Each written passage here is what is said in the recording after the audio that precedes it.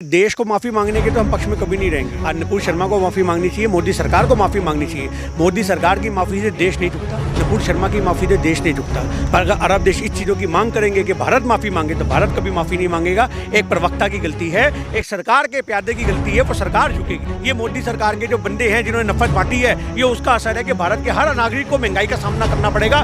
नुपुर शर्मा की एक गलती का खामियाजा हमारी जेब पे पड़ेगा, हमारे काम पे पड़ेगा, हमारे धंधों पे पड़ेगा, हमारे व्यापार पे पड़ेगा। आगे मोदी सरकार ने लोगों की रोटी छीन रखी है और नुपुर शर्मा जैसे लोग जो ऐसे बयान देते हैं उन्होंने तो रोटी गायब भी कर दी थाली में। और आज हमारे देश में मेहनत की रोटी से ज़्यादा लोग धार्मिक रोटियां सेकने में लगे हुए हैं। आज धर्म को आगे रख के राजनीति चमकाने में लगे हुए हैं। ये चीज़ सोचने की बात है। उन अनभक्तों ने तो हमारे धर्म को, हमारी संस्कृति को खराब करने का काम किया। नुपुर शर्मा, नवीन जिंदल आज भी बीजेपी का हिस्सा है। कपिल शर्मा को आज तक इन्होंने, कपिल मिश्रा को आज तक कितना निकाल दिया जिन पे दिल्ली दंगों का आरोप था। कार्रवाई की आप मैं तो कहता हूँ जेलों में बंद करो इन लोगों को, इनको पार्टियों से निकालना छोड़ो, इनकी जमानतें भी नहीं होनी चाहिए, इन लोगों को पेरोल पे भी बाहर नहीं आना चाहिए, तब हम मानेंगे बीजेपी सरकार ने कार्रवाई करी है।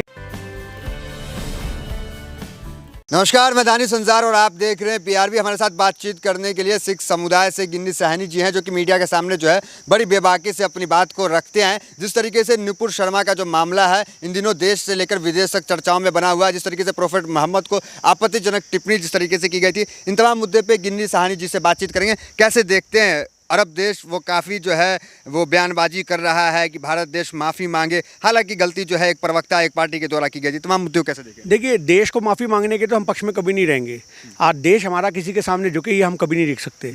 आज नुपुर शर्मा को माफ़ी मांगनी चाहिए, मोदी सरकार को माफ़ी मांगनी चाहिए। मोदी सरकार की माफ़ी से देश नहीं झुकता, नुपुर शर्मा की माफ़ी से देश नहीं झुकता। पर अगर अरब देश इस चीज़ों की मांग करेंगे कि भारत माफ़ी मांगे तो भारत कभी माफ़ी नहीं मांगेगा। एक प्रवक्ता की गलती है, एक सरकार के प्यादे की गलती है, वो सरकार झुकेगी, वो प्रवक्ता झुकेगा। पर देश हमारा जितना ऊंचा था वो उतना ऊंचा ही रहेगा, क्योंकि हिंदुस्तान के मुसलमान भी कभी हिंदुस्तान को झुकता हुआ नहीं देख सकते। तो ये झुकने की बात सिर्फ अगर कहीं तक सीमित है तो वो सिर्फ नुपुर शर्मा को झुकना चाहिए, मोदी सरकार को झुकना चाहिए, माफ़ी मांगनी चाहिए और देश में भाईचारे की एक मिसाल जो कायम करनी चाहिए उसके लिए एक पहल करनी चाहिए। खाड़ी देशों से बड़ा अच्छा रिश्ता रहा है, बहुत प्रधानमंत्री कतर को अपना दूसरा घर बताते थे, तो फिर ये रिश्ता अब जो खराब हो रहा है इस पर क्या? आज मोदी सरकार को हर घर से निकाला मिला।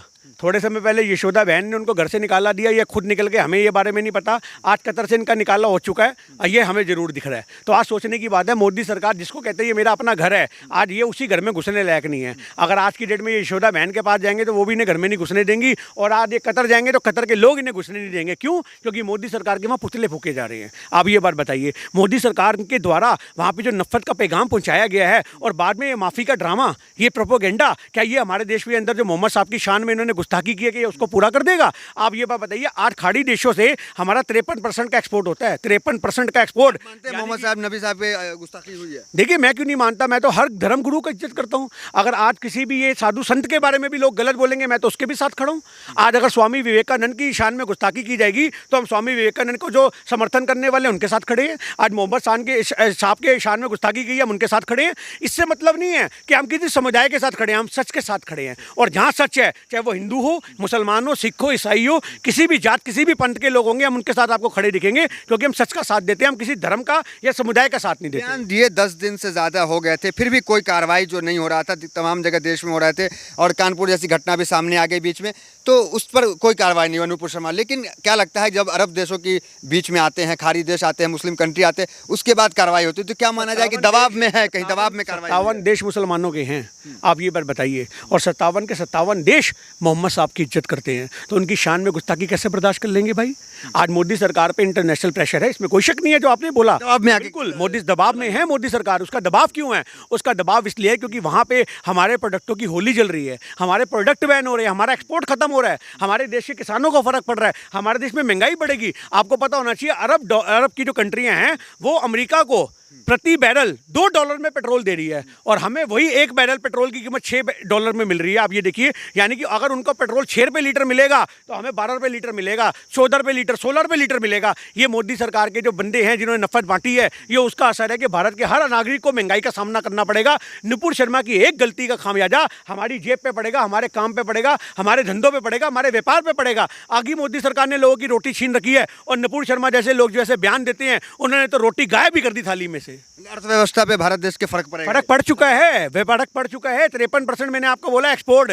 53% एक्सपोर्ट का मतलब होता है कि अगर विदेशों से हमने 100 करोड़ रुपया कमाया है तो सिर्फ 50 करोड़ खाड़ी देशों से, जो मुस्लिम देश है, उनसे कमाया है। अरे जिनसे तुम कमा के रोटी खा रहे हो, तुम उन देशों के खिलाफ बोल रहे हो। तुम्हें सोचना चाहिए। तुम खुद तो मुसलमानों को अपने दामाद बना के बैठे हो और तुम मीडिया में लोगों में नफरत बांटते फिरते हो। एक समुदाय फिर भी तो उनके साथ खड़ा, नुपुर शर्मा के साथ ट्रेंड चल रहा है ट्विटर पे। क्या मेरी बात सुनिए, आज मेरी बात सुनिए। आज नुपुर शर्मा के साथ जो समुदाय खड़ा है वो हिंदू धर्म के अंदर ही कुछ पैदा हुए गद्दार लोग हैं जो देश में नफरत फैलाने का काम कर रहे हैं। उन्हें हमारे देश में बड़े प्यार से अंधभक्त कहा जाता है।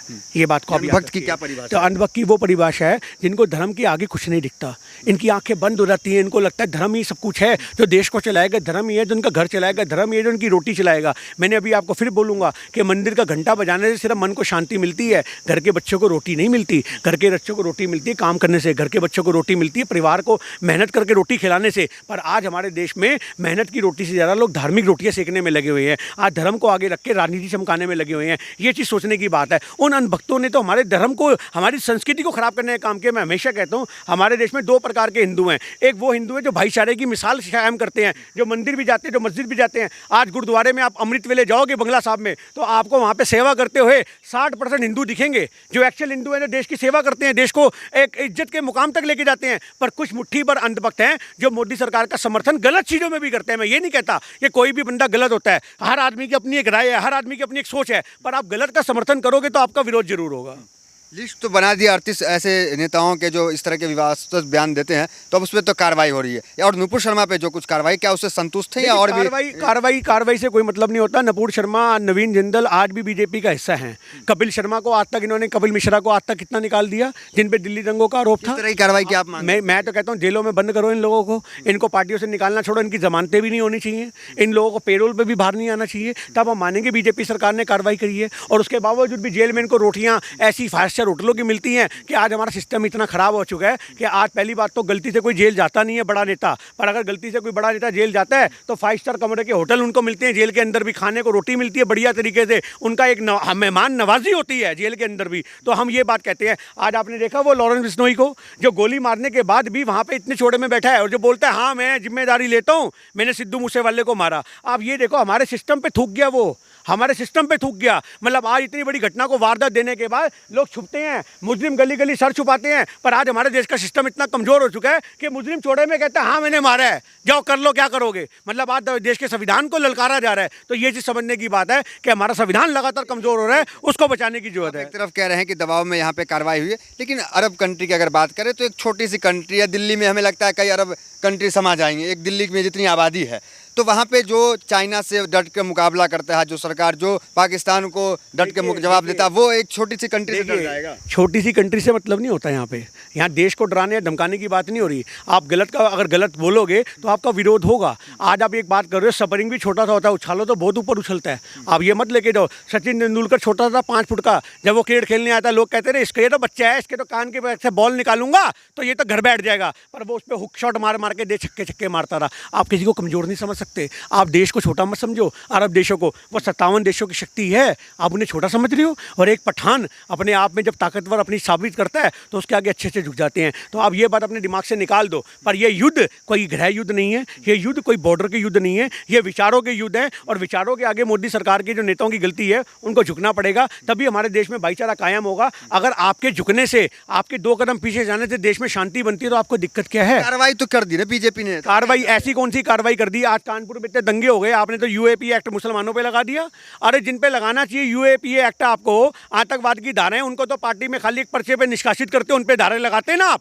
क्यों नहीं लगाई आपने नुपुर शर्मा पे यूएपीए होना चाहिए? क्यों नहीं लगना चाहिए? आतंकवाद को बढ़ावा दे रही है, वो देश का माहौल खराब करने का काम कर रही है। आज वो मोहम्मद साहब के बारे में जो बोल गई तो मुसलमानों का संयम है, वरना वो गली गली वहाँ पे अगर दंगे करने के लिए निकल जाएंगे तो देश का भाईचारा कौन कायम रखेगा? आज तो मुसलमानों ने भी अपने संयम का परिचय दिया और नैतिकता के आधार पर सरकार को झुकाया। पर आज दंगों के आधार पर अगर देश झुकेगा तो सोचो देश में कितना माहौल खराब होगा। आज ये चीज़ सोचने की जरूरत है। मोदी सरकार के राज में अभी तक एक रिपोर्ट आई है जिसमें 3200 अभी तक दंगे हो चुके हैं भारत के अंदर। उन 3200 दंगों की जिम्मेदारी क्या मोदी सरकार लेगी? अभी कानपुर में जो दंगा हुआ, क्या योगी सरकार इसकी जिम्मेदारी लेगी? पर ये जिम्मेदारी किसी दंगों की नहीं लेते। अगर कुछ अच्छा हुआ तो मोदी, अगर कुछ बुरा होगा तो नेहरू की जिम्मेदारी, अन्ना की जिम्मेदारी, जिन्ना की जिम्मेदारी, और हमारे देश में कांग्रेस के 70 साल की जिम्मेदारी। इनकी कोई जिम्मेदारी नहीं है। इनके देश में अगर दंगे हो रहे हैं इनके माहौल में, इनके शासनकाल में, तो कोई फर्क नहीं पड़ रहा। अरे मैं तो ये कहता हूँ एक आने वाला टाइम ऐसा आएगा कि जब मोदी सरकार का इतिहास लिखा जाएगा, और मोदी सरकार का इतिहास लिखने वाले इतिहासकार जब इतिहास लिखेंगे तो उनकी आंखों में आंसू होगा। इतना गंदा इतिहास होगा।